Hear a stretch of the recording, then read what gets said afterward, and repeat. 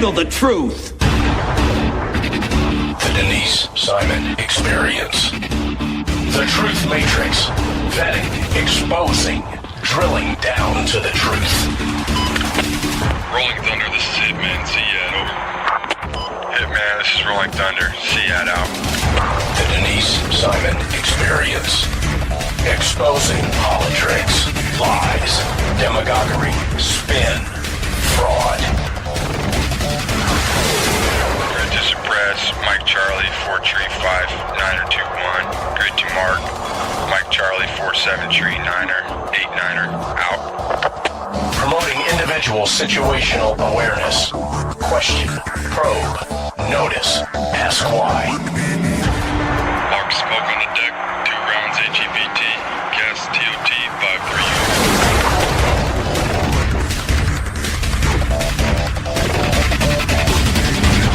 And now, the Denise Simon Experience. Hey, ladies and gentlemen, thanks for staying with us here on the Denise Simon Experience. You know, when I want to get into a wider and deeper discussion on things that are happening socially and politically, often I go all the way out to the West Coast and tap Tom Del Beccaro in the shoulder. Tom Del Beccaro has been on the Denise Simon Experience with us before many times. He is the author of The Divided Era, and if you haven't read it, shame on you, go get it. And he is the proud owner of the website Political Vanguard, of which from time to time I think I contribute, not enough, but from time to time I do that. But Tom has agreed to be with us on the Denise Simon Experience. So welcome, Tom. How you doing? I'm doing great. Thanks so much. All right. I think I'm going to start off. Boring week, don't you think? You know, I feel like I need to start taking some medication, but the problem is, who do I start charging the medical charges to at this point, just to kind of get through the things with the blood pressure. It has been a wild week. We think that we're going to have a new Supreme Court judge here pretty soon, and I'm happy for that. I can take Brett Kavanaugh and I can leave him. I think there are other judges that are just as good, but he's the nominee. And at this point, I want him confirmed, if nothing else, out of defiance. Do you agree? I agree. I think he's become a symbol of a much bigger issue. If you dislike corruption in Washington, he's now your latest poster child. I mean, do you dislike dirty politics? Do you think the swamp rises up? Any number of things. It's almost like he's replaced Trump now as the cause célèbre for those who are anti-Washington. And his right. cause is bigger, and the facts almost don't matter at this point. Well, Senator Cory Booker told us so, didn't he? When he said whether he's guilty or innocent. That was the most extraordinary thing. Of course, Cory Booker doesn't specialize in intelligence, but it's clear for the Democrats. I mean, what he's really saying is, you know, I don't care what these people think or otherwise. And, you know, I don't mind that. Look, the stakes are huge for the Supreme Court. They're making huge decisions. Take the Obamacare decision. If they had decided it was unconstitutional, then hundreds of billions of dollars in healthcare money was going to flow in one direction, but they said it was constitutional, so it flowed in a different. Those are huge issues. They have coveted the Supreme Court since FDR and the federal courts as places to amend the Constitution without having to go through the trouble of an amendment. And so I get why they're into this so much. The difference is they're dishonest about the way they go about it. They don't admit, like Mitch McConnell did, that the reason why they're doing this is for power. They come up with these schemes about how every one of these Supreme Court justices is evil or bad in some way. Let's talk about the Judiciary, the Senate Judiciary Committee here for a second. It was established officially in 1816. And it was to be the forum, its primary role was to be the forum for public discussions on constitutional issues. Period. Now, how far, you know where I'm going, how far have they strayed from constitutional issues with the oversight of key activities of the executive branch? You see what I'm saying? I mean, what we saw this in the last month, with the presumption that you're guilty now until you can, and even if you prove yourself innocent, you're still guilty because the court of public opinion has said so. And I would say 10 members of the Judiciary Committee have said the same thing. So how far has this Judiciary Committee really strayed from its original charter?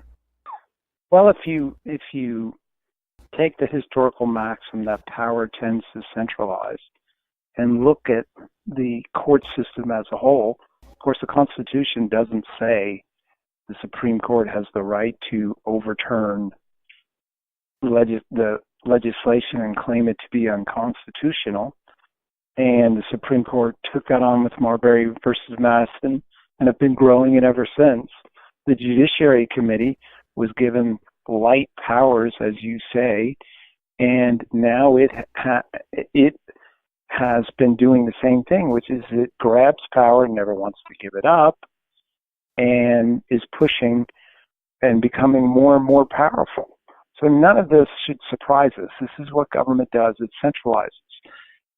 And once you understand that dynamic, then you start to understand the need on why you need to not give government initial powers, because they take up secondary and tertiary powers. And the same necessarily holds true for all lower courts. Yeah, this is why Jefferson said his great fear was that the lower courts or the federal courts would make a power grab. And he said that before he became president, I believe. And he certainly believed it while he was president. But, you know, they're acting like anyone else. You know, Jefferson, he's my favorite, one of the top three anyway. And, you know, he was all against government power until it came time to buy the Louisiana or make the Louisiana Purchase. And suddenly he didn't need and he got it in a text message that the transaction was complete. That was a sidebar, snarky one. Yes. You're referring to the recent commercial. Yes. Yeah, so government centralizes, and that's really what you're seeing right now in spades. Let's trot on over here to Kavanaugh for a second, because obviously the left, and I'm not even sure that's a good word for them anymore. I think they're all anarchists here in some standard. They have destroyed a man's reputation. They've destroyed his name. Now, there is a lot. I mean, there are cases that have gone out there that, you know, that someone has been attacked and destroyed their character, and they can be sued for that. Does Kavanaugh have that possibility, and would he get standing if he chose to do that? You know, there is the... Under defamation, I guess. Yeah, there is the legislative exemption or legislators' exemption that, you know, what they say in the well of the House or the Senate is exempt from that sort of thing. Of course, they've said that beyond that. You know, we don't have good examples of this, of a public figure being able to do that. There isn't any question they're doing this.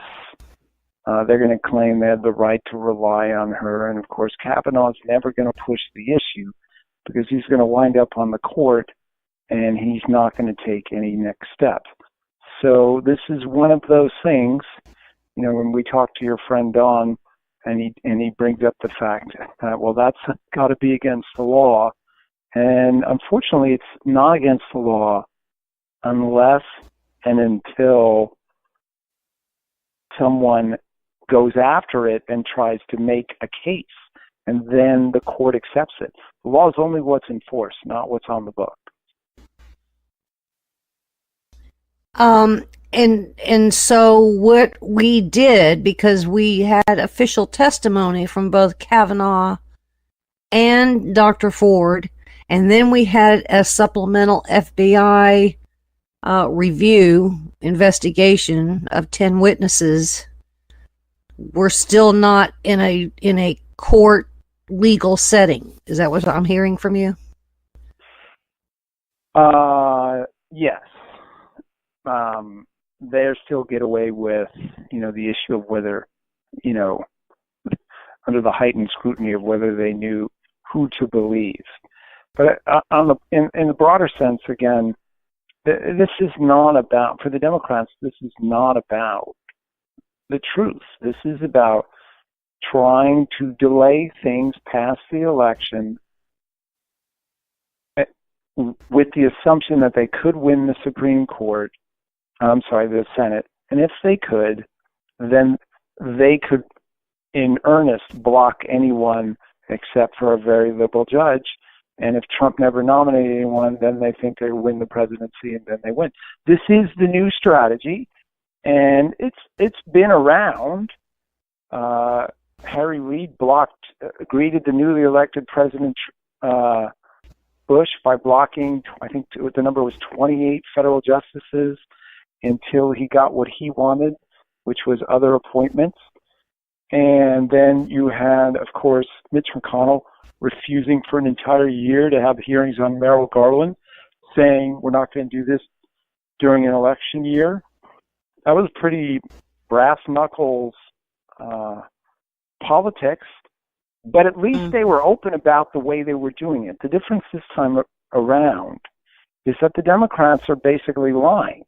They're trying to get you to believe it's all these other things. But the truth is, this is just a power play.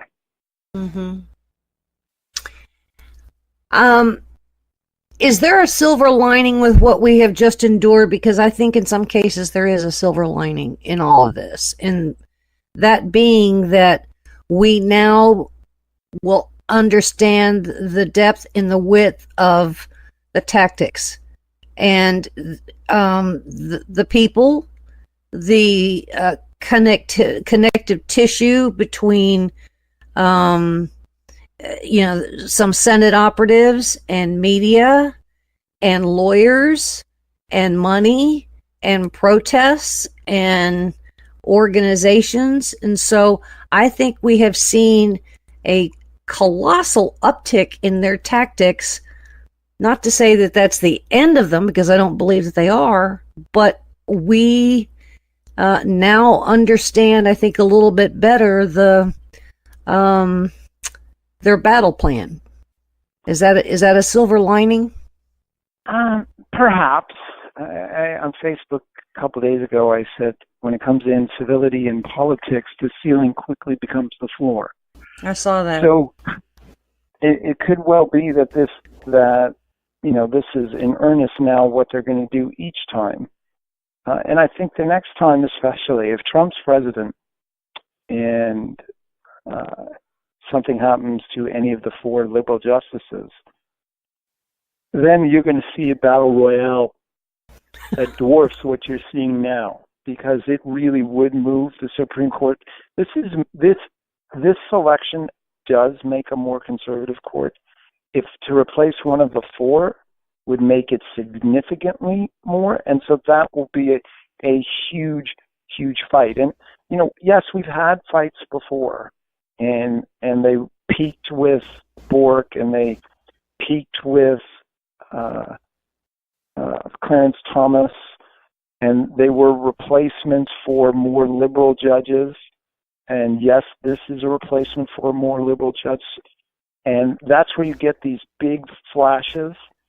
And when you put on top of that the great division we're in now, the divided era, as I say in my book, you're going to see this repeated. There is no stopping the protest movement that you saw come about from this. That is going to become the norm for the left. And the question is, does that scare a sufficient number of independents to keep the country in the hands of the Republicans in Congress? That's a great question. In your legal opinion, have some of these tactics actually violated law? Well, arguably, yes. I mean, look, you saw the doxing issue come up here where they're releasing information that is protected. You also saw that the quote, leaking of the Ford's name was arguably illegal, but she'd have to be the one to press the charges. Mm-hmm. The problem in politics, honestly, Denise, is that the current Attorney General has no appetite for putting the brakes on anything Democrats do. So why you have to throw the gauntlet down and stop something. Otherwise they keep doing it. Again, the ceiling becomes the floor and wrongs become right. And if you don't have someone in there who's going to turn the clock back or stop something, stuff's just going to go on. Is there such a thing as political terrorism? Have we hit that Rubicon? I think of the run-up to the Civil War, and I talk about this in my book, The Divided Era.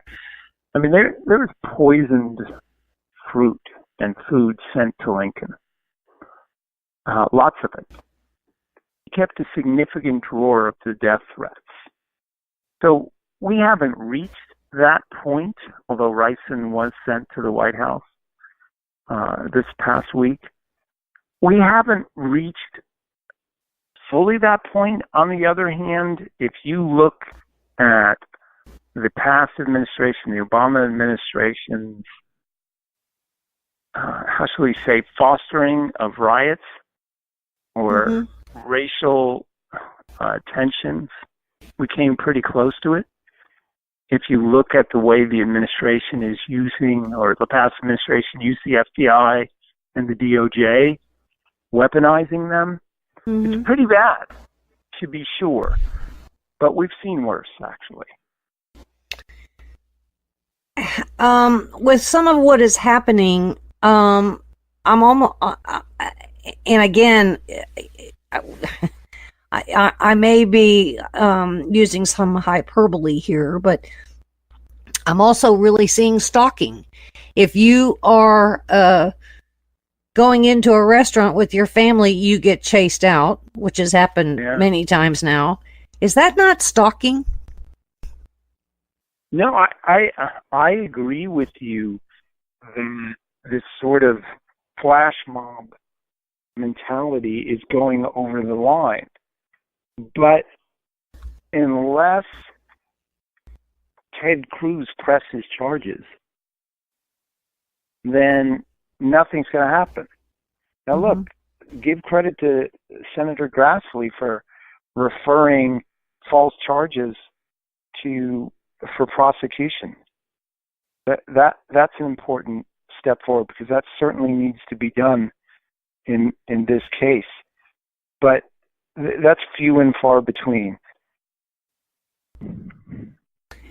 So what I guess I'm hearing from you is there is enough here for some kind of referrals to the Department of Justice, but we don't seem to have some kind of legal fortitude leadership of the Department of Justice to come out and maybe even make a declaration that this stalking, this flash mob, this It's in some forms it's really terrorism because you don't know who's got what and what's going to happen.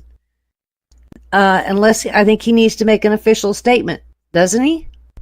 He being Jeff Sessions? He needs to prosecute someone. You need to say this is illegal. You don't get to walk up to Ted Cruz in a restaurant and start screaming in his face. Until a line is drawn, again, the ceiling becomes the floor, and they're encouraged to do this sort of thing. And certainly the media is not going to stop them. The Democrats aren't going to stop them. Heck, the Democrats won't even stop Ellison from progressing politically. Here's a guy where there's stone cold evidence, but they said there isn't a video, the DNC, so they're not going to do anything. Really? No, they turned it over to the state. No, they turned it over to the state of Minnesota, and the state of Minnesota already came out and said they're not going to touch it. Yeah, so it's ridiculous. How political was that? Well, he's thinking now about resigning his station at the DNC to concentrate on being the Attorney General for the state of Minnesota. There was at the end of the Roman Republic, there was this clashing, and of course the Gracchi brothers were killed. They were populists that whipped up fervor. And the fervor eventually came after them. The French Revolution, the mob mentality, overran those who started it. That's what you're going to get. The joke is, socialism doesn't care who's in power. Just ask the Gracchi brothers. So it's the end. This sort of growing. As long as George Soros is going to fund these things and others, and Tom Steyer's, Bloomberg's, and the media says that there's nothing wrong with it, you're going to see the coursing. And then, of course, what's different about us in the Roman Republic is, yeah, sure, it may have happened in Rome, but now when it happens in D.C., it happens in small town USA because it's right there on the TV. Yeah, Lakeland, Florida, Houston, Texas, Oakland. Yes, they all participate, and everybody feels it as if it's in their own room. I mean, I got to tell you, I told my friend today, a lifelong friend of mine, that I'm starting to view politics now like I view the New York Jets. I happen to be a New York Jets fan, and you're a New York Jets fan. You know that year after year it's nothing but disappointment, and half the time you walk away from the game disillusioned or angry. That's what politics is becoming, because, of course, it's been made so central to our lives. Ladies and gentlemen, we're speaking with Tom Del Beccaro. His website is Political Vanguard. His book is The Divided Era. And he is the lawyer du jour here on the Denise Simon Experience. We're going to take a break, and when we come back on the other side, I wanted to question his legal mind on the matter of RICO, because I feel like I've almost built a case here, but I'm not a lawyer. So ladies and gentlemen, stay with us. We'll be right back.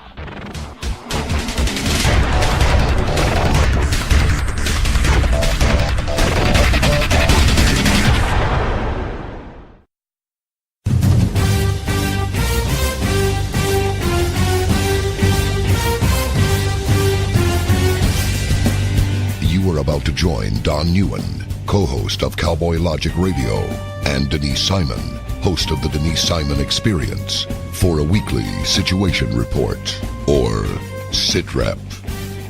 18 hours a day, Denise Simon lives her life as an intel analyst. 18 hours a day, Don Newen lives his life in the world of rock and roll. 1 hour each day, Newen receives a daily SITREP from Simon. Welcome to the Drive Time Situation Report. Fasten your seatbelt. You're now in Don Newen's car, and he is calling in for his SITREP.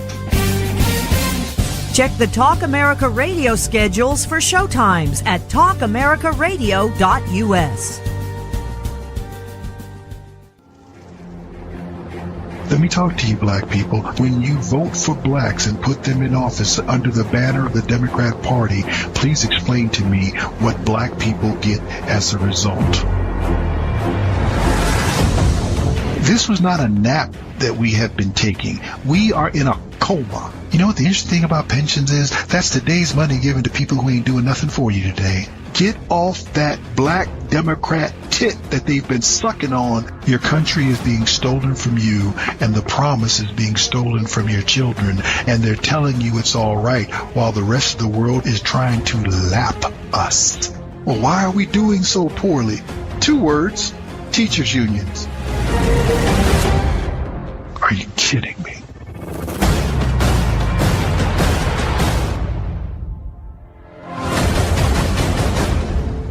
Black Man Thinking, Monday nights, 9 p.m. Hi, this is Donna Fiducia, co-host of Cowboy Logic Radio. For 28 years, I was in the mainstream media, most recently as an anchor at the Fox News Channel. No more. Ladies and gentlemen, the mainstream media has completely failed the American people.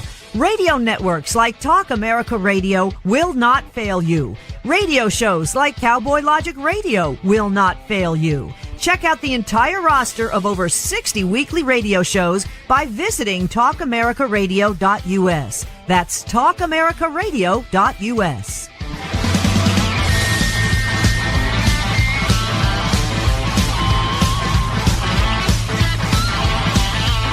TalkAmericaRadio.us.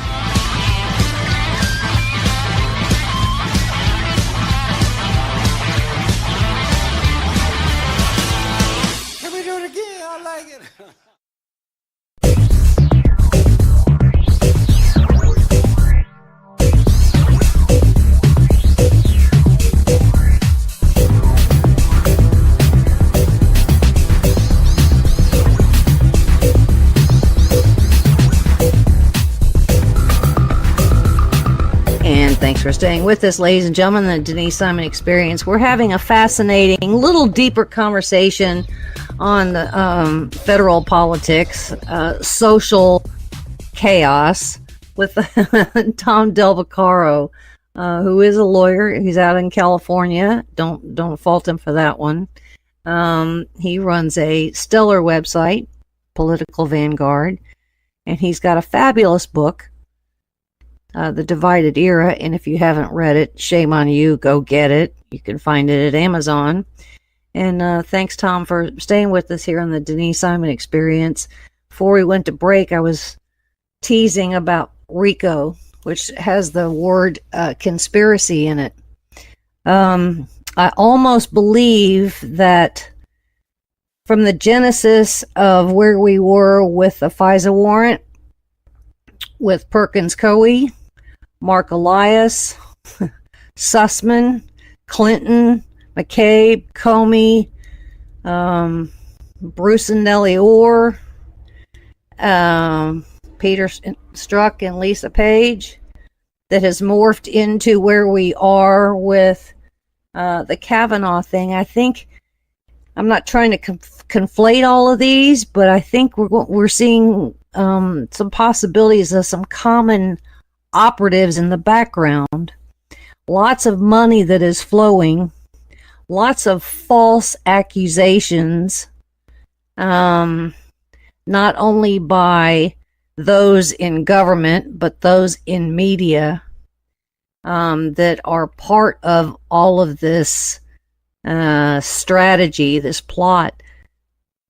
I almost feel like I could build a RICO case. Is that a step too far? Well, for people who aren't too familiar with it, the RICO case, the statute, of course, became powerful when it was used against the American mafia.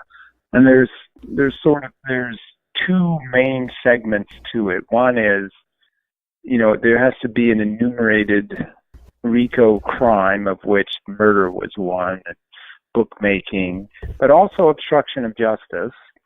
And then there has to be a pattern of criminal activity. So it's not enough that you murdered one. You needed to have Murder, Inc., which had a job of killing multiple people.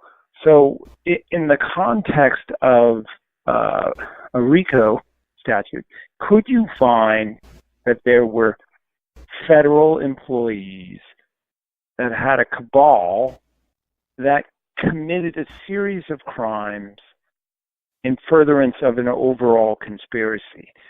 And the answer is yes. And there is no Yay! law. The answer is there is no law. The RICO statute doesn't say it cannot be applied to civil servants. So the answer is the potential is there, again, but the law is what is enforced. It's not what's on the books. And to get people to sort of have a better understanding of that is, if you're not driving 65 or whatever the limit is on the freeway, but you're driving 10 miles over, and the law's not being enforced, then that's not the law. Define what racketeering is. Can you say that again? Define what racketeering is. Well, What's the definition of rackets, racketeering? Of course, also came into popular use among with the mafia. What a racket was a criminal scheme. So the case would be, for instance, prior to refrigerators, there were the ice delivery rackets. And people used to get ice just like they did milk at the front door. But the mafia controlled the delivery of it. And part of the cost of delivering it, meaning you paid to get the ice, but a small percentage of that would go to the mafia because the person delivering it would be part of it, would have to hand over the money, and that was an ice making racket. If you do if you make a business out of a crime such that it is a way of doing business, is doing this particular crime, that's what racketeering is.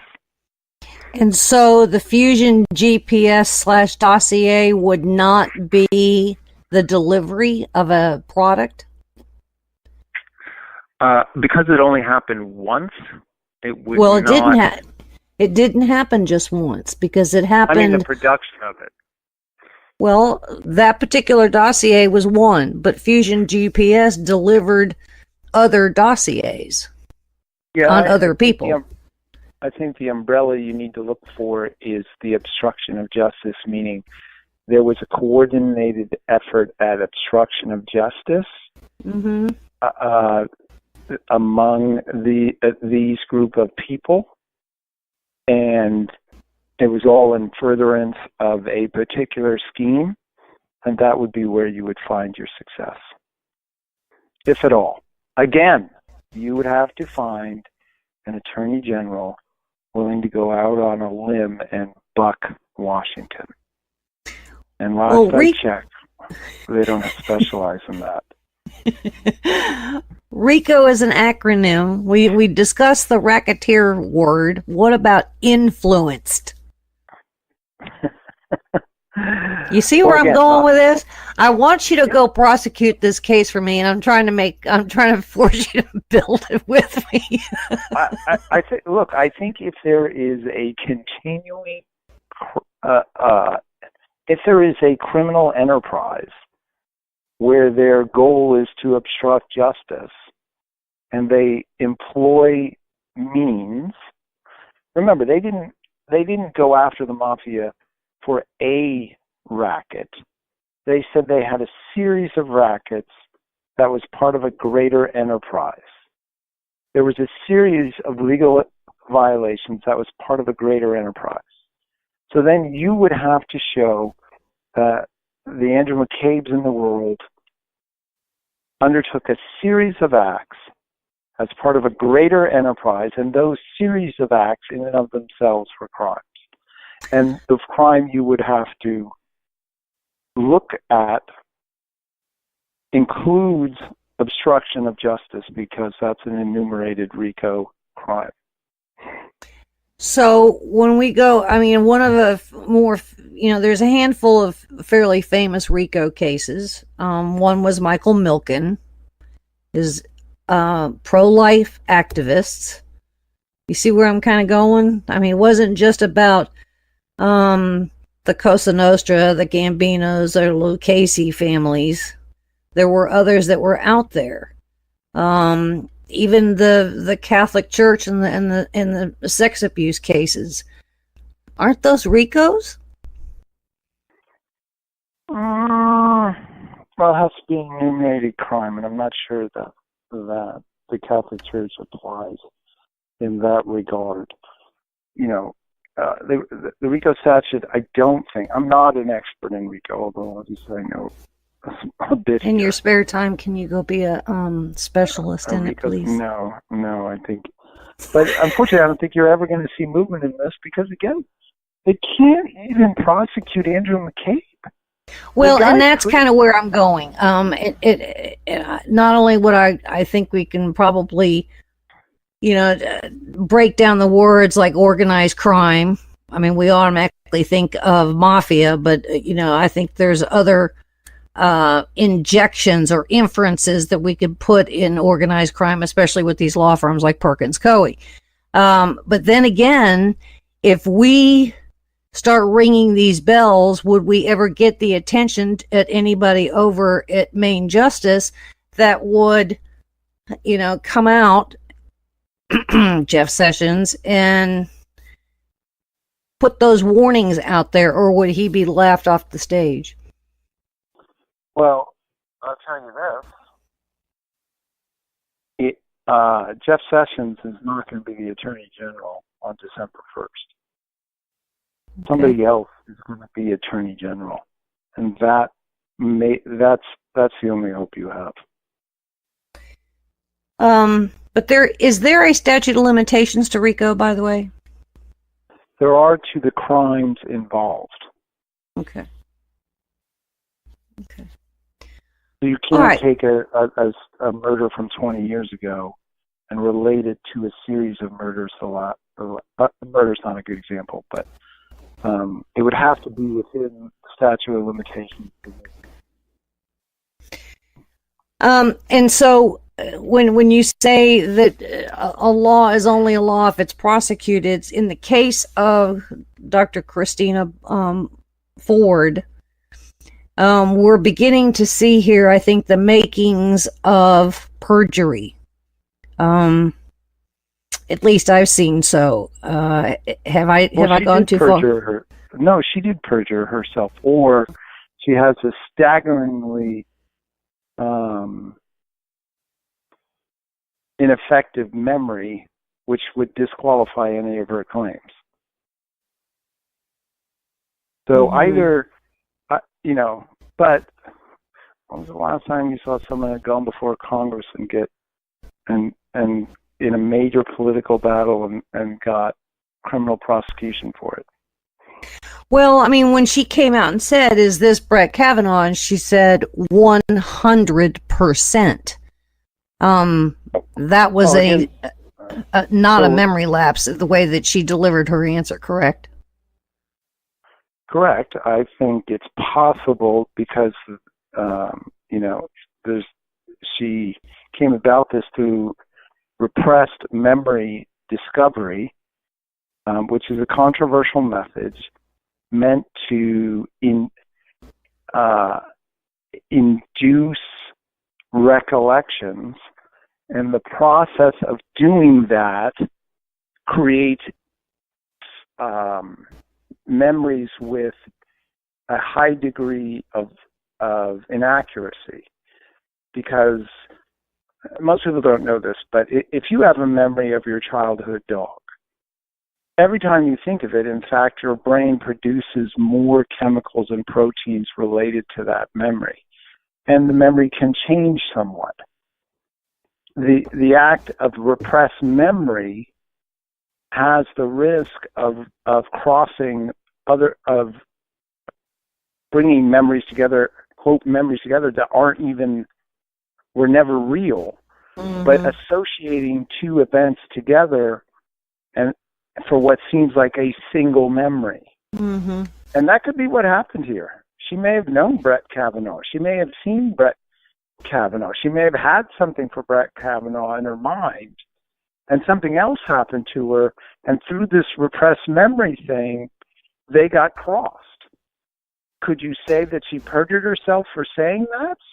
That would be her defense.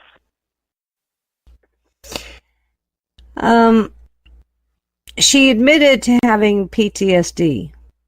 Does that put a demerit? Worse. Yeah, and so does that actually put some kind of a check mark on her teaching license, on her ability to be a...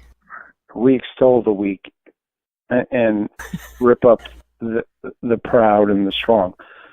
Listen, that also PTSD, when you have a memory during a traumatic event, your memory of that event is different than the memories you have without stress or trauma, because your body's producing different chemicals. And I've been an attorney for 30 years. Every attorney would tell you that they have witnesses who look at the same set of events or actions and have different memories of it. And that's under normal circumstances. Correct. Certainly car wrecks have produced significantly different memories from people. Why is that? Because a trauma-related memory can be highly inaccurate. All right, let's go to something a little bit more positive, perhaps, and that is, what do the Republicans, the conservatives, the Tea Party types, what do they do now? Because obviously, every day forthwith until the midterms, and even perhaps beyond the midterms, we're going to learn a little bit more and a little bit more about this plot, this conspiracy, if you will. And I believe that the Republicans, the conservatives, the Tea Party types, the libertarians, even some independents, have been served some opportunities here on a silver platter. And I don't know what they should necessarily do with these opportunities and how they need to frame them, not just in political advertising while we're in an election cycle, but beyond that. I can tell you right now that I am, as a historian, I try to look objectively at things and get people to understand why human interactions flow in a particular way. History is the ultimate psychology book. It doesn't tell you what people might do under circumstances. It tells you what they did. And when I look at these elections and the possibility that the House would go to the Democrats and there would be impeachment, I think that would be bad for the Republic. It would be very interesting from a political science point of view. I may be able to write something interesting about it, but it would not actually be a good thing. And holding on to the House, I think the Republicans, they're going to pick up Florida, I believe. They're going to pick up North Dakota. I think they could well pick up Missouri. I think they're going to pick up some Senate seats. But right now, if you're out there and you're interested in politics, it's not that the House, if it went to the Democrats, would be able to get significant legislation passed, but they're going to spend 2 years investigating, leaking, and lying about the presidency like you could never imagine. Remember, and I was one of the first to say this, honestly, the first I saw to say this. The Kavanaugh hearings are a preview of what a Democrat House would be. Why would they stop? Why wouldn't they attack every administration official? They think this stuff works. Look, how did they win the Alabama Senate seat. Exactly. By attacking a guy who's apparently vulnerable. Mm-hmm. But do you think they give one hoot about the women that were comprised exploited the attack? Mm-hmm. No. Mm-hmm. They've Mm-hmm. dropped them like hot rocks. They've moved on. Mm-hmm. So there's the next 35 days is going to unquestionably put the country in one direction or another. And the other is just, it's bad.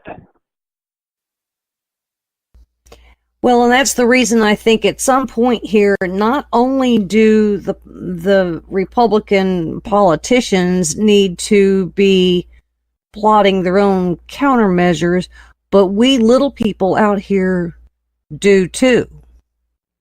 Yeah, you got to go out there and vote and decide what's going to be what.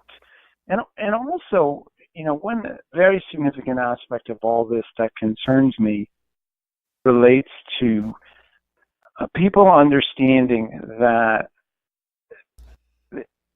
in the U.S. the government isn't going to be active in the sense of declaring you're not allowed certain speech. Eventually they will be, but before that happens, the mob silences, and then the government does the same to a significant degree. And then what happens is whoever in charge adopts that tune. And so what you're having, these silencings going on by the left, and then the adoption of it by Google, Twitter, Facebook, and then the Cory Bookers of the world, fraud that he is, saying the same thing. This silencing campaign, which Soros is also funding, that is not a minor risk to the Republic. It's possible that they could succeed to a significant degree, significant enough to change elections, which of course means change the course of government. That's what needs to be concerned. So not only do people need to vote, but they need to defeat these silencing efforts. Let me ask you a left field question, and that is law firms. When law firms practice law, that's legitimate. But when law firms become lobby organizations on top of being a law firm, I think they have to file themselves as a lobby organization as well, correct? Yes. Do we know if some of these law firms like Perkins and Coie are lobbyists, have filed for that position? Yes, and then that creates an interesting juncture. Look, Perkins Coie participated in the campaign law violation of the Clinton campaign unquestionably. Do they have immunity because they're attorneys? Because that's where they were acting in their clients? But the answer is no. It's okay to be the mob lawyer, to tell the guy, okay, I'll defend your murder rap. It is a different thing for the mob lawyer to destroy evidence or assist in a material way some aspect of the crime. For instance, if an attorney drives a car and leaves the keys under the mat near a upcoming crime scene, leaves, and the bad guy jumps in the car and uses it, because that was their plan, the attorney is an accessory. Yes, it doesn't shield him. And Perkins Coie knew what the hell they were doing. Exactly. Okay. Now let's talk about George Soros and all of his organizations. Are they all lobby firms? Do we know that? I don't know that. You see where I'm going? I think are some other questions here that are not necessarily being asked, where people are taking monies or influence or conspiracy to over the line. And until we necessarily look at it legally, when you're the lawyer, I'm just the dumb person that gets to ask these questions. I think we have some bigger issues here that really nobody has had any kind of discourse over. Did I get that right? Well, look, they should be investigated. A lot of this stuff is investigated. But they're letting Hillary and everyone get away with it. And as I say, a wrong becomes a right. And I say two wrongs don't make a right? Not so. Yeah, not so is absolutely correct. So what do? Do we take out a big full-page ad in the New York Times or the Washington Post and saying, hey Jeff, where are you? Because there's a possible conspiracy case. He's gone. He's gone. In 2 months, he's gone. All right, so we just say, all right, Department of Justice, we need you to take a look at this because we believe that this law has been violated. We need to take a look at this because this law has been violated. And we need somebody over at Justice to come out and make a statement, because I really feel that public safety is obviously at risk here. It's obviously at risk. You can't go into a restaurant. You can't go through an airport. You can't even just kind of sit in your own office without being doxxed. We have a public risk problem, and somebody needs to make that declaration. 100%. It's not only that, but then you have to go prosecute someone. You can't let them get away with it. But look at what the Justice Department did with the Democrats and the Pakistanis. But they gave that guy a slap on the wrist. Well, yeah, I know. Okay. Fascinating conversation here, ladies and gentlemen. We've been speaking with Tom Del Beccaro. We hope that this was a little bit of a thoughtful exchange to give you listeners a little bit more to think about here on a wider berth. And we have Tom Del Beccaro to thank for participating in this. His book, again, is The Divided Era, that I know that you guys are going to go run out to Amazon and grab it. And you're going to visit his website, Political Vanguard. Any closing things you want to say, Mr. Tom? You always hear that this election is the most important ever. And, of course, that's mathematically true because government continues to grow. But this one is important because if the Democrats get the House, the level of discord in this country is going to skyrocket. Yeah, and I would think that public safety is going to be even more at risk. We had a couple, no doubt, with rice and castor beans being sent or whatever it is that's going on out there. So thank you, Mr. Tom Del Beccaro, for being with us on the Denise Simon Experience. Ladies and gentlemen, we're happy that you could stay with us. We've got more coming your way, so make sure that you stay with us. We'll see you again after the break.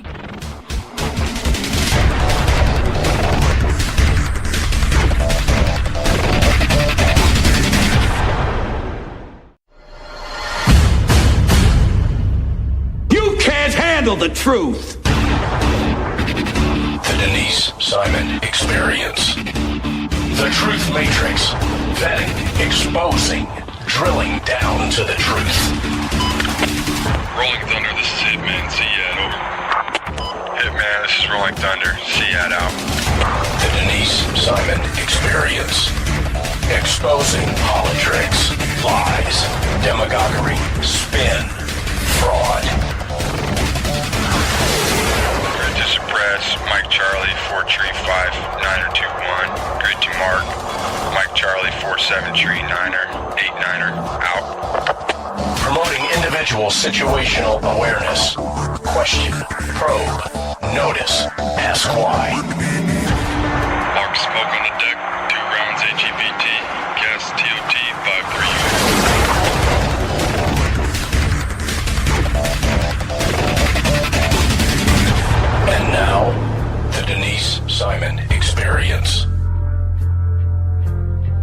Hey, ladies and gentlemen, there's this website, echoandramadi.com, and if you haven't been there, you need to go. And I have a buddy who is so fun because he sends me these cool text messages, and that's Major Scott Huesing, retired Marine, 24 years of service, Echo Company, 2nd Battalion, 4th Marines, Ramadi, and the proud, successful author of the book, Echo and Ramadi. So he is with us, and we're going to talk about a little bit about the book, but what's gone on after the book. So good morning, Scott. Hey, good morning, Denise. I love being on the show. Thanks for having me again. Well, we're laughing because listeners didn't know, like we always do this preamble before we record the show and talk and kind of give each other a hard time. It's standard operating procedure, as we say in the Marines, but that's what I love about us being friends and being part of the program. It's great. Thanks. You have been so successful at touring and selling this book that I heard some rumors that the publisher was out of books. Hence, the stores were out of books. Is that right? I suppose, again, first world problems and worst problems to have Indeed. As an author to have a bestseller and sell out on Amazon, and they had to reprint, and they have reprinted. My editor, Alex Novak, graciously informed me that the books are on the trucks. Literally, they're going back to the stores. They're shipped to Amazon, so it's available again. So that's good news. And I'm just so happy to share the story and be able to connect with so many people. And I think when you talk about it's great that the book was a success, but really when you see the impact you have on someone, sometimes it's a total stranger where you receive feedback in an email or a phone call. And I get those constantly from people who've read this story, because those are the most meaningful to me. Is that I got an email. I'll share this email with you. I got an email. It started off, I've been anti-military my entire life, full stop. And I'm thinking, oh man, this is going to go great as I read on. But as I read on, they said, but it wasn't until I read Echo and Ramadi that I understood the true meaning of the words service and sacrifice and what our nation's military and the families go through. And it went on, but I'm thinking, this was such a great email because it was one of those things in this divisive political stage and circus we see portrayed on mainstream media that it bridged a gap. And that was really the intent, was to just highlight those stories of sacrifice and leadership and team building that I witnessed and was honored to be a part of for so many years.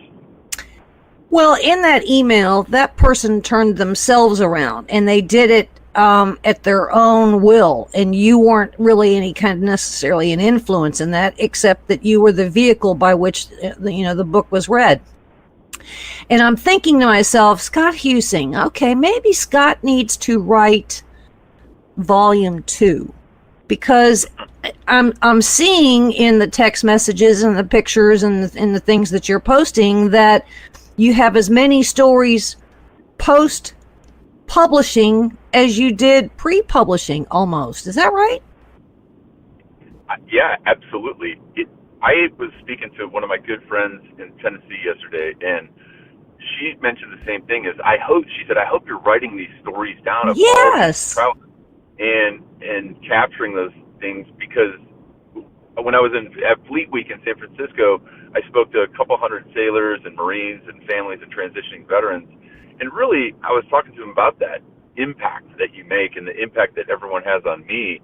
And being able to share those stories, I think, is important. And this has been in the last 6 months since we launched the book.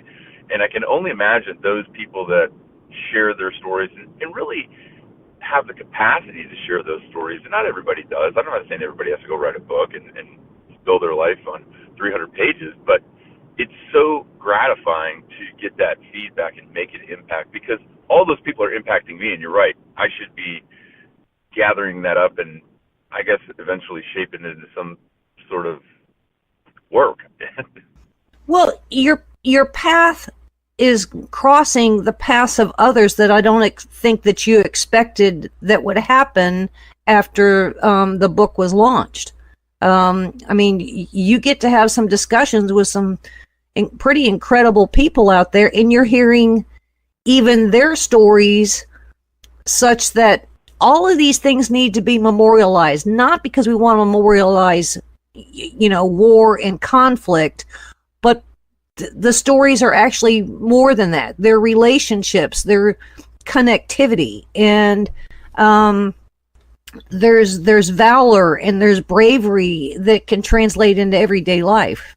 So I really hope that you've got some kind of a calendar that you're journalizing some of this, because yeah, and I always, if people ask me, 6 months ago what the book was about, they'd kind of get, it's a story of a commander in Ramadi in 2006 who fought during the surge. But now I simply say this story is about the power of human connection. That is the core message. And you're right, that is exemplified every single time. I am so honored to meet so many fascinating people and so many readers who gain an understanding. And, if I was talking to that 19-year-old Lance Corporal Huesing who enlisted in the Marine Corps back in 1989, to think I'd be doing and meeting some of the people today, like H.R. McMaster, being a part of the Nixon Foundation, and these exclusive dinners that I'm so honored to be a part of, and then go to Fleet Week as the keynote speaker and meet people like Secretary of State Schultz yesterday, just in passing, and to be able to give him a copy of my book. And I'm thinking, wow, it's insane. And not to mention the slew of great heroes and leaders that we have in our nation's military today, and our young men and women who are serving. The Expeditionary Strike Group was up in San Francisco, and to meet those sailors, and it's just so humbling. I never thought I'd be in this position, and you're right, it's something I'm very humbled by every day. You probably, I'm not convinced that you necessarily may know this, but you're doing a different kind of public service with, your road trips, your daily adventures, because we are a divided nation right now. I mean, we are as divided as I think we may have been even perhaps at the Civil War. And yet what you're doing is you're giving people reason and proof and evidence that reaching out and having some new relationships, new friendships, new connections can necessarily help mend some of these divisions. Just kind of like the email that you got where the guy says, he was anti-military. And you know what, Denise? I would love to do more of those events and cross-pollinate across different viewpoints. And here, I'll share another great story with you. There was a independent bookstore in the Bay Area, and obviously there's a lot of liberal influence up there. They're not as conservative in some realms, which is ironic because it used to be a city, 16 military installations up there. Yes. And I wanted to come by and share the story, maybe sign some books for the guys. And the event coordinator said, yeah, this is a great idea. And then came back to me and said that the owner of the store, and I won't mention any names, said, no, you're associated with this publishing house. It's too conservative. It's not. Because of my association with my publishing house, which does not represent my political views. They don't cast my ballot. But, when I spoke as a keynote in the audience, that event coordinator showed up. And they said, I just wanted you to know that I think we missed a great opportunity here. I mean, obviously, they realized from a business perspective that, the bookstore that came and sold my books, we sold out again that day at the War Memorial. But I think, again, that was emblematic of bridging a gap ideologically, and knowing it's not about being Republican or Democrat or conservative or liberal. It's about being American and unity and bringing people together. And I don't get on a soapbox and talk about these things because I'm very apolitical and more common sense, and just really bringing this country back together is so important, and supporting not only those who serve, but everybody within this great country that I'm so proud to be a citizen of. I mean, it sounds a little patriotic and flag wavy, but it's the honest truth. Somebody like George Shultz, former secretary, what do you say to somebody when you cross paths with I'd be a bumbling idiot. How did you handle that? I walked up to him. I was introduced by Major General Mike Myatt, another great American hero, former president of the Marines Memorial Club in San Francisco. And I walk up, I give him a coin from 2nd Battalion 4th Marines, because George is a Marine. And I told that Marine, I said, here's a coin for you, sir. It's from the Magnificent Bastards. He took it, he smiled. I went around, I sat down, we chatted. I told him how much I loved his book about experience through leadership, which he identifies so many different things across our political landscape. And these pearls of wisdom from this gentleman at 97 years old Remarkable. is still kicking gravity in the teeth. I love it. 97. And he's out there and he shares a little bit of wisdom with, again, this guy who he doesn't even know, and to exchange that and give him a signed copy of the book. And I said, hey, Marine, make sure you read this from cover to cover. It's my pleasure to give it to you. You know, that's Marines. I think whether he's 50 years older than me, whether we served in different generations, Marines have this unique bond and this chemistry that really brings us all together. And we're perfectly at ease around each other. Everybody puts their boots on one at a time, and that's how we're built. So how many recruiting stations, Marine recruiting stations, have you been in with your book sitting there such that they get to take your message to some young buck that walks through their front door? Those are the best when I hear from those that are in a position to recruit our nation's finest young men and women. And even at higher levels, I got a great email from a good friend of mine, former battalion commander, who is now in top level school, and he sends me a picture of the book, and it's at the Naval War College at the student store on the front desk. Yay! I was like, oh my God, why? Because full disclosure, the book is written when I was a company commander at the tactical level, doing day-to-day operations, under some of the heaviest urban fighting we've seen in modern urban warfare. But to know that my book is available to senior level leaders, that the message of leadership and team building and overcoming adversity is still applicable at those levels, I think really speaks to the fact that when I wrote this story, I did want it to be available to everybody, the general readership and those lessons, not only in the military, but also in the private sector, because I don't care if you're reading Clausewitz or Covey. Leadership is leadership. And again, I say there's no such thing as combat leadership, just leadership. Mm-hmm. What about ROTC? I was at the Citadel. I've spoken to USC and UCLA, the midshipman programs, the junior ROTC programs. Anytime I'm in a city, I always reach out and say, hey, I'm in town. I would love an opportunity to come by and talk to the young future leaders of America, mm-hmm. and share this story with them. And really, for me, talking to those millennials, which are constantly being raked across the coals, is very important to me as a leader, because that's also a component of leadership. It's leadership for a lifetime. My leadership, again, did not stop when I left Ramadi. It didn't stop when I retired from the Marine Corps. I think that's something else I have a capacity for, that I want to continue to lead and tell these young men and women, these young people who are willing to commit themselves to a life of service, that they're the ones that are going to carry this torch forward. And I don't subscribe to the notion that they're inferior or that they're not going to be able to do these things. They're doing it right now. Our field grade officers, those captains, majors, and even some lieutenant colonels, they're millennials. These young men and women who are manning the rails of these ships, they're millennials. Denise, the people that are going to raise their hand and fight in this long war are going to graduate from high school next year, and they were born on September 11th, 2001. I know. And these are going to be the people that are still fighting this war. We're still engaged today.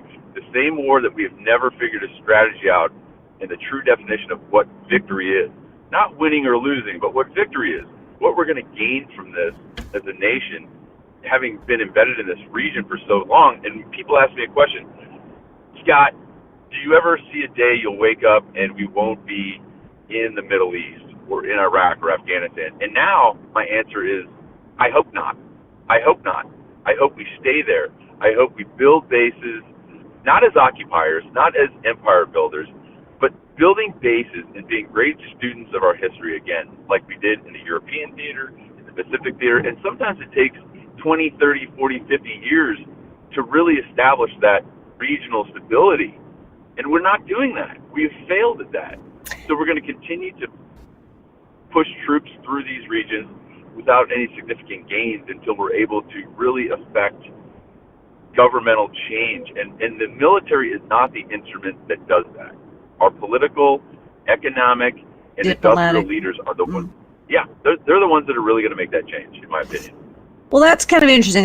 I was going to ask you: Are you and your fellow Marines and war fighters, are you kind of looking at conditions now? Because I mean, we clearly don't have equilibrium of any sort in all kinds of theaters across the world. And I hear so often that, you know, we need to get out. We need to get out of here, get out of there, and let somebody else handle it. You know, let somebody else handle Lebanon and Syria and Sudan and Somalia and, you know, Afghanistan. And I always say, if we leave, then you're going to have rogue countries step in. And many already have, like China and Russia. So do we want some of these other nefarious partnerships going on? So I think I'm glad, and I think I'm hearing that we need to maintain some kind of a presence to continue to plant the seeds of peace, of relationships and normalcy. Is that overstated? I think it's spot on, and I think that that's echoed by so many senior level leaders. And I was honored again a couple weeks ago to hear Lieutenant General H.R. McMaster, the 26th National Security Advisor, echo those same remarks and sit on a panel with his fellow historians and writers and talk about that and the importance of it. And what was interesting to me, and a good friend invited me up to this, Greg Datis, he's a retired Army colonel and professor at Chapman University here in California.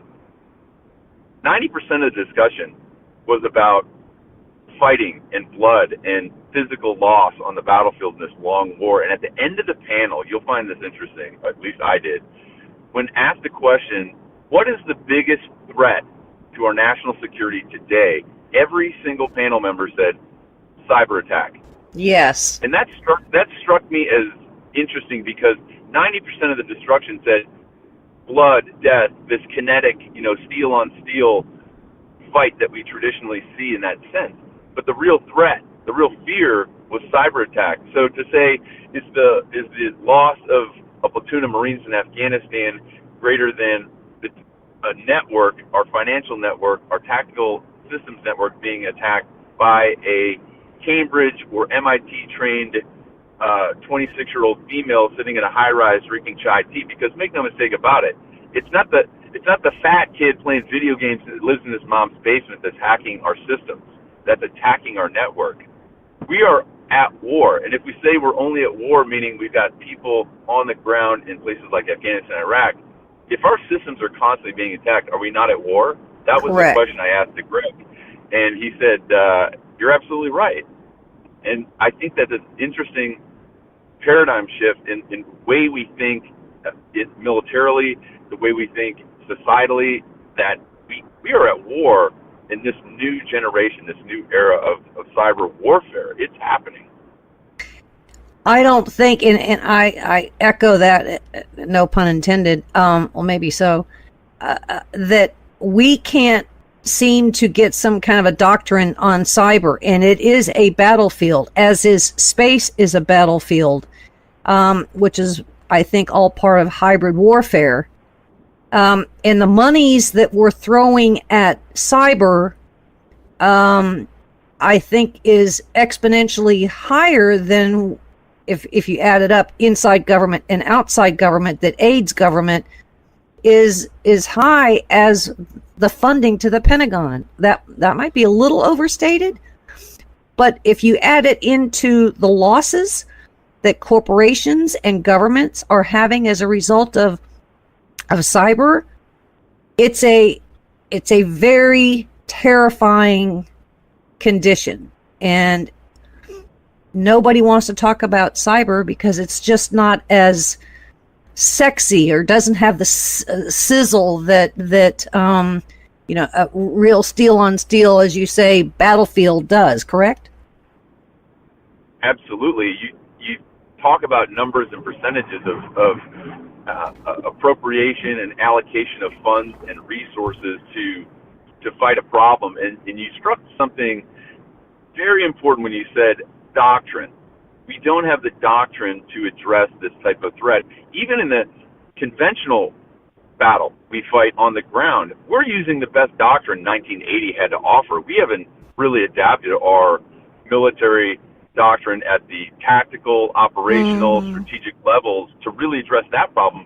We have these Band-Aid fixes every time a new or emerging threat comes off the battlefield. Well, this threat, the cyber realm, is so critical that if we don't have something in place to train our systems or our agencies, the NSA, whoever's going to combat this threat, if we don't develop the strategy, we're gonna really always be playing catch up in this area of cyber warfare. Yeah, and it was David Petraeus, I think, last week, who wrote an interesting article about having a cyber agency where we actually have a secretary of cyber, much like we did when we launched the Department of Homeland Security. And he said, we've got to do it and we've got to go big. And I absolutely agree with that.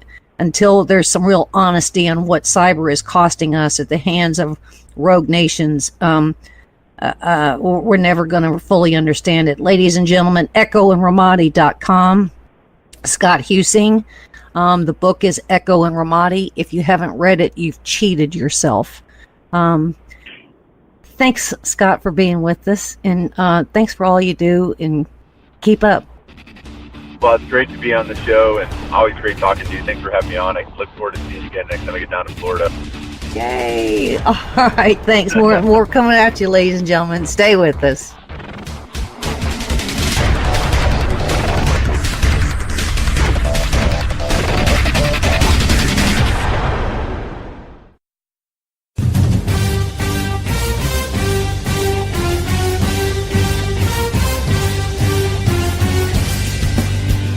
About to join Don Newen, co-host of Cowboy Logic Radio, and Denise Simon, host of the Denise Simon Experience, for a weekly situation report, or SITREP.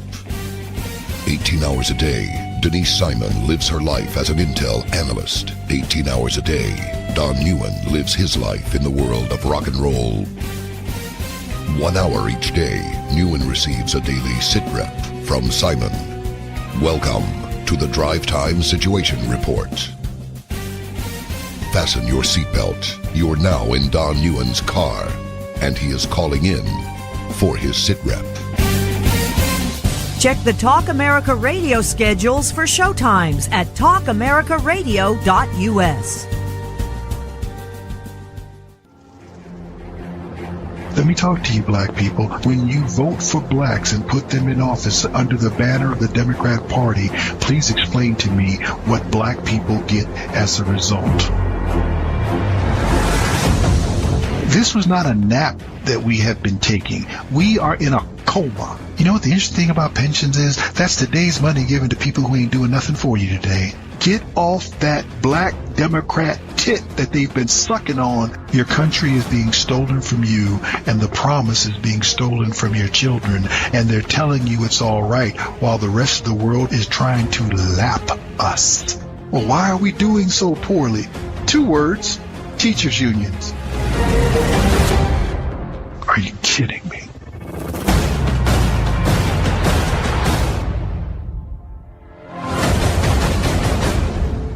Black Man Thinking, Monday nights, 9 p.m. Hi, this is Donna Fiducia, co-host of Cowboy Logic Radio. For 28 years, I was in the mainstream media, most recently as an anchor at the Fox News Channel. No more. Ladies and gentlemen, the mainstream media has completely failed the American people. Radio networks like Talk America Radio will not fail you. Radio shows like Cowboy Logic Radio will not fail you. Check out the entire roster of over 60 weekly radio shows by visiting talkamericaradio.us. That's talkamericaradio.us.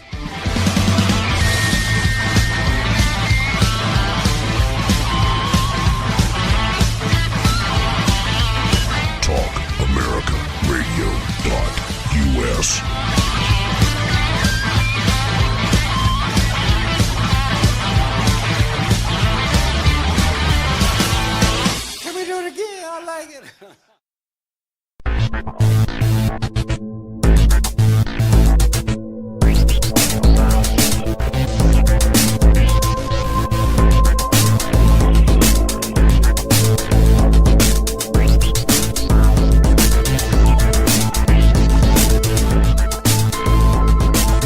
And welcome, ladies and gentlemen, to the Denise Simon Experience. Very happy to have you join us. Christopher Harris. Now, I met Christopher last month in Washington, D.C. at a fabulous event called Hold Their Feet to the Fire, which is done by FAIR, which is the Federation for American Immigration Reform. And I interviewed a lot of people. And I would tell you that Christopher was probably one of the more informative interviews that I did. I mean, it was really quite fascinating. Chris is the Secretary Director for Legislative and Political Affairs for the National Border Patrol Council, Local 1630. And he's been kind enough to join us here on the Denise Simon Experience. Welcome, Chris. Denise, thank you so much for those kind words. I very much remembered you, and I remembered that interview. I had a lot of fun with you guys, especially with you. Thanks for having me back. You're kind. You're kind. I'm going to throw you a little bit of a curveball right off the top. If I remember right, there was some kind of a lawsuit that was happening, I think with the state of California, that was suing Border Patrol. Did I get some of that right? No. Actually, the federal government is finally doing something right, and the federal government is suing the state of California over the state laws. Okay. So it's a good thing. It's a good thing. Share some of that with us. So some of these things never make the news. So share some of that with us. So a little background, if you don't mind, a little context. Several years ago, Arizona tried to pass laws that were complementary to federal immigration laws. In fact, they just basically took some of the wording. SB 1070? That sounds familiar. And of course, President Obama and his Attorney General, they went crazy. And they said, you can't do this. And all the more left-wing groups, and I differentiate between people who are leftists and liberals. I have a lot of liberal friends. Left-wing groups, the left-wing leftists have an agenda which is not normally good for this country. Liberals are generally decent people, but sometimes a little naive. So they all went crazy about this. They were spun up. You can't do that. That's strictly an immigration thing. That's only, that the venue and the arena is only the federal government. That's their purview. And they went to court. The U.S. government sued Arizona. Mm-hmm. And they had some partial wins and some partial losses. And Arizona did have to back off on some of that. So fast forward to a few years later, and we have the governor of California and the Attorney General and all that. They the state itself passed laws that are antithetical, that are in direct opposition to federal immigration laws, and yet that's okay. And so to me, the hypocrisy is staggering. So you have laws now we don't have sanctuary states. We have sanctuary cities. We have a sanctuary state, de jure, by law. And so the federal government finally has gotten off the dime and is suing them. And I think they have a really good lawsuit. I mean, they won some of the lawsuits. The federal government sued Arizona back in the day, and those were complementary to U.S. immigration laws. These are laws that are in direct opposition to federal law. In other words, the state is insinuating itself in that arena, which is purely, as they said, a federal arena. So the lawsuit, they started, and there's different parts. There's different people that were deposed. One of them is my chief, so he was kind of representing the Border Patrol in California. I believe Tom Homan from ICE was another deponent. But one of the things that we brought up, that were brought up in the lawsuit, were some cases, and I'm well aware of them. They are factual. they are documented, was one of the exhibits was that we had a car stop. Border Patrol agents had stopped the vehicle, and the driver was intoxicated. In California, it's DUI, driving under the influence. I know some states have DWI. And they called the local law enforcement, the local police, and they said, because of the laws, the state laws, we cannot respond to you. So we had to, because we do not enforce those type of state laws, we had to let a drunk driver drive down the road. So, part of the lawsuit, the question is, how does that keep your community safer? And the second incident was we arrested a guy crossing the border, and when we did our due diligence and ran him through the systems, his fingerprints, it showed up that Iowa had a felony warrant for this individual for violent domestic abuse. I mean, he beat the hell out of some woman. So we called up Iowa, and they said, yes, we want him to face justice in Iowa. We will extradite. We do want him. It's an active warrant. We will come and get him. So we contacted the Sheriff's Department, the San Diego Sheriff's Department, and I'm not putting any blame on the San Diego Sheriff's Department. They have to operate within the laws. And they told us, and I guess there was conversations with our chief and their high-ups, that this guy could fight extradition. You can do that. You can fight extradition. If he did that and the judge released him, they would not notify us. They could not notify us. So in other words, we couldn't be waiting for him to be released while he was pending maybe extradition, fighting extradition, and then we would hold him on our own immigration. So he could just disappear into the woodwork.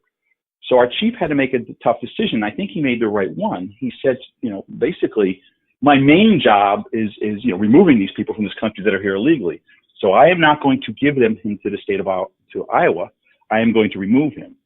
So we had to call up the state of Iowa and say, so sorry, but because of the state sanctuary laws in California, I cannot be guaranteed that I will get this man back to face our procedures. So I'm going to just remove him myself. So again, how did that help the woman who was beaten in Iowa get justice, or the people of the state of Iowa get justice? That's the kind of thing this blanket state sanctuary law is doing, and that's what the lawsuit is going to try to preclude. There are some other things going on with it that are interesting. The State Department might, or they might already have done it, be part of it and say that actually now foreign countries are saying, well, we don't want to take them back if they live in California, if you want to remove them to us, because they're in a sanctuary state and they have a right to stay there. That is clearly interfering at the federal level. I think the lawsuit will win. I hope it does. But even 2 or 3 years ago, Denise, when I would meet with people with a D after their name, before Trump was running, before this last election, they all understood that border security was important. They all supported it. They all understood removing criminals was a good thing. They all understood working together to keep this country safe was a good thing. And in a short period of 2.5 years, 3 years, we've turned upside down. We can't go after people in jails and prisons that are convicted felons who are illegal aliens. When did it become okay? Why? Why are we defending convicted felons? Why would we not want them removed? I have this feeling that if you ask Joe, illegal alien on the street, if he was here and all things being equal, the only law he broke was jumping the fence. But other than that, he's minding his business. He would probably tell you, get rid of the criminals. They're a threat to me and my family and my community. So I have to ask, why are we doing this? How did we get to this point? Chris, back in 2004, I think it was, when the 9/11 Commission report came out. It came out in 2003 or 2004. Anyway, the 9/11 Commission made dramatic recommendations. Recommendations, yep. And there was one entire section on immigration. And at the time, virtually everybody in the legislative branch of government signed off on them. They agreed. Yes, they did. They signed off. E's and R's and I's. Yes, they did. Yes. Do you think it's time that we go back and look at all those people and do a checklist and say, hey, your signature is on here? And try a countermeasure operation on them? Well, let's take the name from the event we were just at. That was, a wonderful event to hold their feet to the fire. Okay, let's hold people's feet to the fire. Let's go. And I would like to see, I firmly believe in the press and a pit bull press, but it has to go after everybody equally. And I would love to see some people in the press go up to people who made speeches. Obama did, Pelosi did, Feinstein did, all these people, Schumer did, talking about border security. So let's have those clips, let's have those signatures, and let's confront them and say, what has changed in your mind that you flip-flopped from this to this? What happened? And explain to us or the American public why you made this dramatic 180-degree change. Exactly. What happened that you feel that the country's now safe or nothing, we don't have to secure our border? What happened in those few years that has made you do a 180? And so my thing too, Denise, is the left has been very smart since the president was elected. They've again conflated in a lot of Americans' minds border security with immigration reform. And we worked very hard to make people understand that it was two separate issues, two separate arguments, two separate discussions. Border security should not bother anyone. We can quibble about how we do it and what we do, but it shouldn't bother anyone. A wall is not inherently racist. Securing your border against all the people around the world that we don't necessarily want here is not inherently racist. There's nothing wrong with that. It is as an accepted measure for any sovereign nation. In fact, no sovereign nation state has ever lasted when they couldn't control their borders. And the other thing is we need some more intellectual honesty from people, the media included, that we actually have some of the more lenient immigration laws in the world, and stop acting like everybody else is super lenient and we're the strict ones. Australia, I've talked to Australians and people who work for their media, and how they do it is they're very strict. I had a conversation with a Swedish journalist who did an interview with me, and off the record was saying that the Swedes are going to start patrolling their trains again, their cross-border trains, whether the EU likes it or not, because as she said, we're losing our country. We're one of the few 3 or 4 nations in the world that do birthright citizenship. So let's have an honest intellectual discussion about the difference between immigration reform and border security. Border security, I mean, just to make it in a microcosm so people can understand it and really grasp it, it's like your house. You have the right to lock your doors at night or any time during the day. You have the right to pick and choose who you let come into your house and how long your guests stay. Now, you don't have the right to lock your family in. And so when people start talking about the Berlin Wall, I tell them you couldn't be more mistaken. We're not locking our people in. But just as you as a homeowner, as a family person who loves your family, has a right to lock your doors and decide who comes in your house to protect your family and your valuables, we as a nation state have that same right. And to steal a phrase I heard, we don't do it because we hate the people out there. We do it because we love the people in here. Precisely right. And I would argue that it isn't just your house, it's also your property. And a lot of people have a fence on their property. And so what would they necessarily do if they all of a sudden, they wake up one morning and there's 7,000 people inside their fence in their backyard, and they come pounding on the sliding glass doors and say, hey, we're thirsty, we need a shower, we want to use the bathroom, and in the meantime, can you make us a ham sandwich for free? And you get to, and obviously there are people that the rich people live in gated compounds. Mm-hmm. Well, they live in gated communities, and within the gated communities, they have gated compounds. And we can name Bill Gates and Bezos, all these people. The White House is now behind 2 fences. There's a secondary fence in front of the first one. We protect the things we care about. When we're protecting the gold in Fort Knox, it's in within big walls and vaults. We protect things we care about. And your point is very accurate about if 7,000 people showed up in their house. I had a discussion with several young men and women from one of our local, very liberal colleges, Point Loma Nazarene, and they were open border advocates. And we talked about it. But all I did was point out the logistics to them about having 1 billion people come here in a very short period of time. Because about 4 billion people in the world live in less than pleasant circumstances, and a range of gamut. But let's just be I said, let's be conservative. Say 1/4 of them come here. Where are you going to put 1 billion people? What national parks are you going to bulldoze to build gigantic tent cities to take care of these people? Because they have no support network. They don't speak the language. They don't have any jobs through no fault of their own. You're going to have to support 1 billion people. So I just talk about the logistics of open borders. So you do have every right to control who comes into your house and comes into your country. And so I notice that people sometimes that are so against it, they live in these gated communities. They live in these gated compounds, these walled compounds. And I don't see them inviting, the homeless in downtown LA to be tented in their compounds. So I don't understand why they expect the nation to do that. But again, border security, we're keeping out criminals. We're keeping out gangbangers. We're keeping out cartel. And yes, we're keeping out terrorists. We all should know, we should not have forgotten from 9/11 that there are bad people out there that want to do bad things to this country. But immigration reform is a separate issue, and we need to have a separate discussion with that, hopefully a civil discourse about who gets to stay once they're here, how we do it. That's something we need to do, and Congress has been loath to do that. But it is a separate argument, Denise, a separate argument for border security. Nobody should be against border security, securing our nation state and securing the people therein. A lot of those people that die, or some of those people that died on 9/11, were here illegally that were in those towers. They should not have died either. So I don't care who you are, but when you're in this country, my job is to keep you safe. The men and women of the Border Patrol's job is to keep you safe. And so I don't understand, Denise, how we got to this point where people now, as you just said, have changed from 2004 and on to being against border security. Hold their feet to the fire, Denise. There was a study that came out and it got the headlines. It got mentioned about a week and a half ago for about 40 seconds. And a study was done between MIT. Yep. And was it Harvard? I think it was Yale. It was Yale University. And two guys, number crunchers, decided to, and neither of those schools, I might add, are conservative. No, they're not.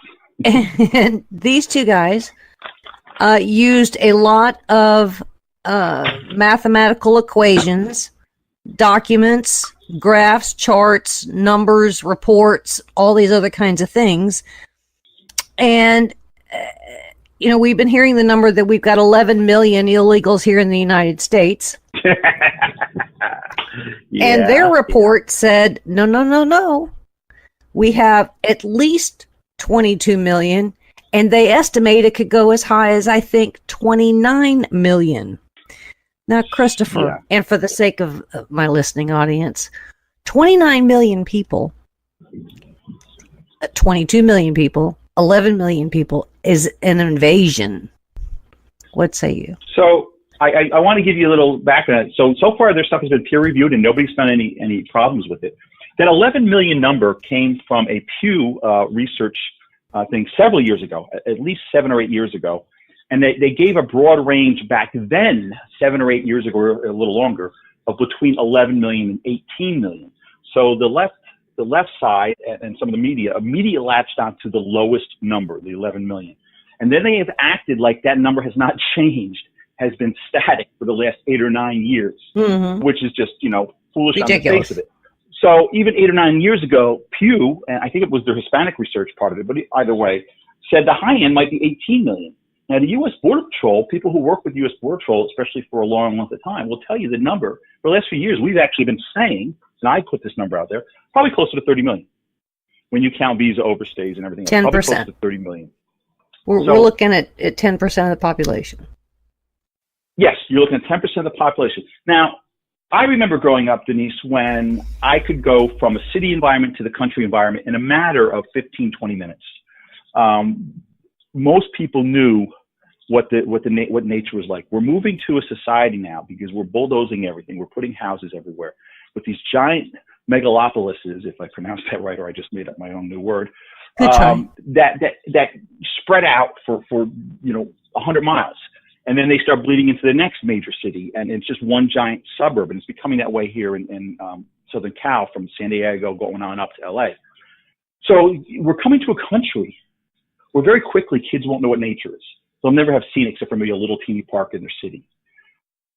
There is only so many people we can incorporate at one time. Now, besides the people coming here, say you have 1 million people coming here in 1 year, most of them are coming from a third world nation.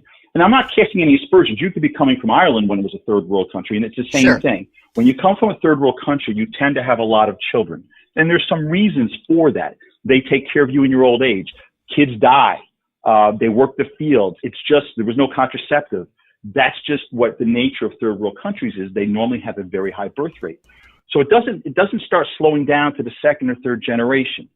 So you not only have, say, that 1 million that comes in a year, but if they have 5, 6, 7 kids, you have that. So it's exponentially more. Your population is growing. And you're going to start seeing census now where you're going to have exponential growth over the previous one. And so I think you're going to see that now, that in our children's, as our children are getting older, you're going to hit a country of 400 million, and quickly it's going to snowball for the grandchildren. You're going to be up to 500 million people. And pretty soon your quality of life changes and how much you can do good for other countries. I'm a big believer in foreign aid. As long as it's done right, it's sometimes better to treat the problem over there than here. Yeah, I agree with that. You know, so if I can fix your country for relatively small amounts of money, as opposed to your country emptying out and coming here, I'm on board with that. So can we help more people if we keep as a stable first world country around the world? Yes, we can. Does it help if we devolve into a second world nation? I don't think so. But your point is right. And so we have at least 10% of this country or thereabouts are going to be here illegally. They either entered without inspection, they jumped the fence or the border, or they were a visa overstay, which is another huge problem. But either way, they're here when they shouldn't be here. And, you know, if they're from a third world country, which a lot are, then they're having many children.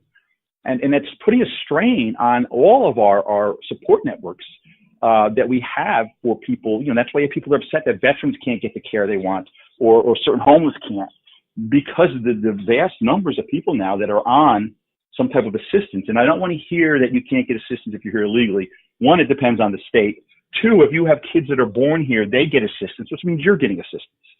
So let's be honest with that. My wife worked for the county, and I know how the assistance programs work in California. So they are getting assistance. There's only a finite amount of money in our economy, in our government, to pay for this. So there's a point where how much can you afford, and how many people can you sustain in a decent way?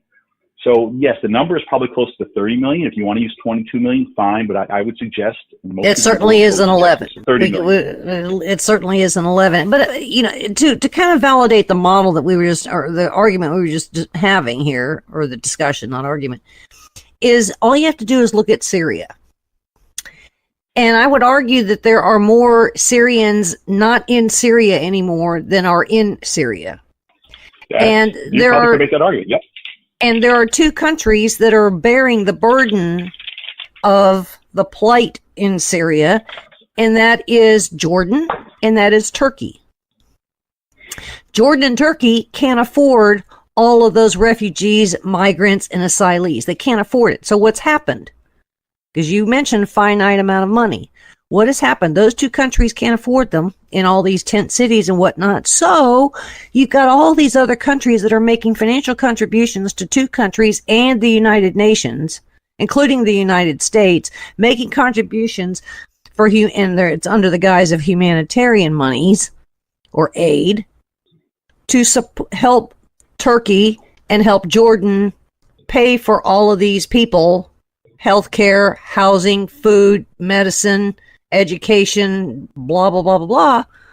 So I would say, and if I'm overstating it, Chris, you need to tell me so and put me back in my corner, and that is to validate the argument that there's only so much space, there's only so many resources. All you have to do is look at Syria, Jordan, and Turkey, correct? I would say that you see several countries around the world that have reached a point where Germany and Sweden and others where they're losing their nation state as a first world nation state, where there is stress fractures because of the amount of people. And I'm not making anything about cultural or anything that. I mean, I do think like the U.S. it's a great country. It's one of the best, if not the best, because it's a melting pot. But you need time to absorb people and get them to understand how the system works and how your country works. And I think besides Jordan, I think you're exactly right, Denise, on Jordan and Turkey. But I think you're seeing stress fractures in other countries, yes, because they've been inundated by such large numbers of refugees and asylees that their governments, their societies, their support networks literally can't handle that. And so a lot of these asylees also are grown men. I mean, I'm on the border and I see we're getting people from India every day, and I saw that Bangladesh. All men. There's no women. So you're getting, when you have a country with an influx of young men and you can't give them jobs, there becomes an anger issue. So you have other issues. They turn to crime. They turn to other things. So I think every country in the world has a point where it can't take more in that time frame. And so what do you want? Do you want to tear countries down and make them all second world or even third world nations, or and lose your culture? Lose your culture and lose our culture is a great mixture of and identity and identity. You know, we're based on English common law. We're based on Judeo-Christian values. We're based on, you know, a Puritan work ethic. There's a lot of things we're based on. And then we've taken the best of a lot of different cultures that have come here and assimilated. And I've heard people now saying, oh, the melting pot thing is dead. It's now the tossed salad thing. And I can't stand that theory. And I refute it very easily. When you have a melting pot, it's like a big stew. And when you mix everything together, it comes together and you cook it for hours. If there's a traumatic event and that pot of stew falls on the floor, when it's on the floor, it's still stew. It still retains its identity.